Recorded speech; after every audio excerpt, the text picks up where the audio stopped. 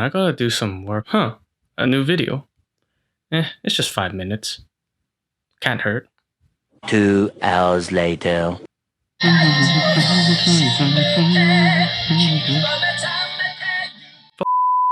Now, this is probably why we struggle to balance school and our extracurriculars. We act like time is unlimited, but really it is the limiting factor in determining how well we balance our work and life.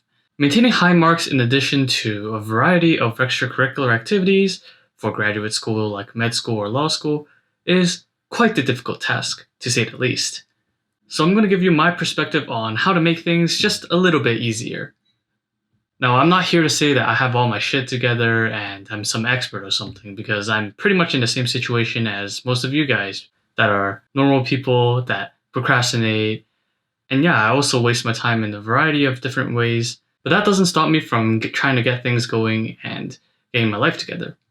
So based on my experience from my first year of university, going to Dragon Boat practices for the team, and making YouTube videos every week, along with maintaining a pretty decent GPA, I'm going to try to give you my perspective in how to handle extracurriculars along with school. Now, I'm not going to stand here saying, well, just don't procrastinate. Because that would pretty much be the same thing as telling someone who's depressed to just stop being depressed.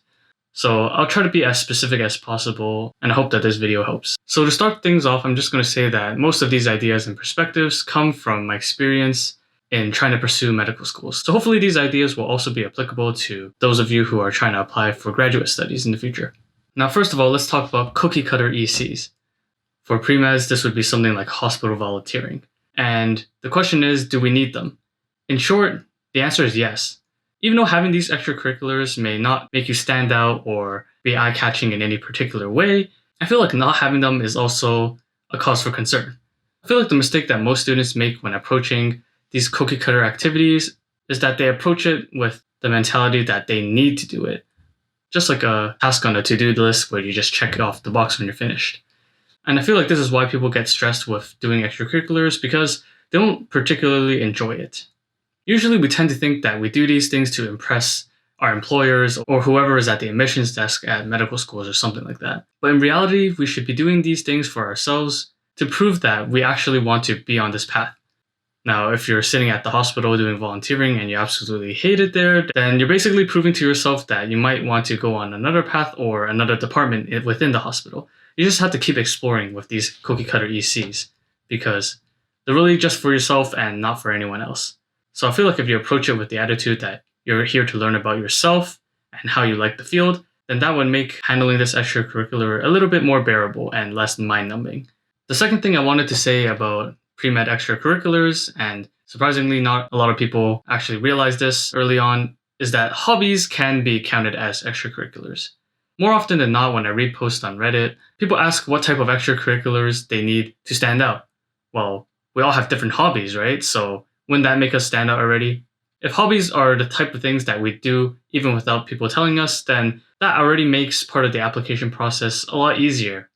And it also makes being unique a part of us. And nothing really needs to be forced, like other extracurriculars seem to be, like the cookie cutter ones. So if you love playing basketball or any other sport, or you like playing music, then really that actually counts as an extracurricular. Because if you put a lot of time into it, then that is part of who you are, and you can't really say you have nothing on your application after you played music or piano at a really high level for the past 4 years of university. So if you think that you're underqualified when you apply to medical school or any other programs, just look at what you do in your free time, because honestly that shows a lot more of who you are and your character and what you like to do as a person, instead of, oh, this is just the average applicant with 200 hours or 500 hours of volunteering at a hospital, and then 200 hours researching, and then just, what's the point, right? If you can't show who you are outside of being a student or an applicant.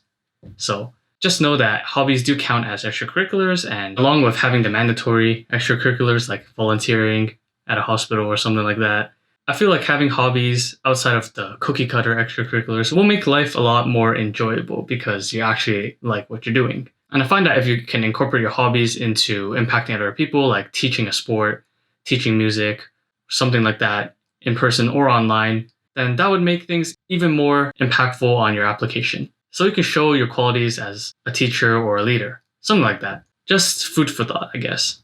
And the third thing that I had to say about extracurriculars, which I can't believe I have to say, but don't do things that you're not interested in. Wow, a concept. Because when you think about pre-med students, they usually have experience in the pre-med club as a general member, or a general member position in a charity club, or both. Most of the time, they don't really give a damn about the club at all. And even though these roles fill a spot inside your application, you can't really say much about your impact or what you got out of that experience. Say, compared to teaching music or teaching a sport or something, like I mentioned before. So don't join clubs if you aren't interested or if you're not playing a large role in them. I'm saying this because you don't want to be one of those people who pay for the club membership fee for like a pre-med society club or something like that and just never show up. Because that's certainly something that I would never do. So in the end, this video's purpose was to help refocus or basically reframe your point of view on the point of extracurriculars in university. And that is to become a better person with a broader perspective in life through working and communicating with others. And not just to look better on paper to impress other people like your employer or people that are sitting at the admissions desk at law schools or med schools or stuff like that. Basically, as a refresher, you do need to have cookie-cutter extracurriculars to a certain extent. Hobbies can count as extracurriculars, and try to increase your impact by teaching others or taking on bigger roles in your community through your hobbies.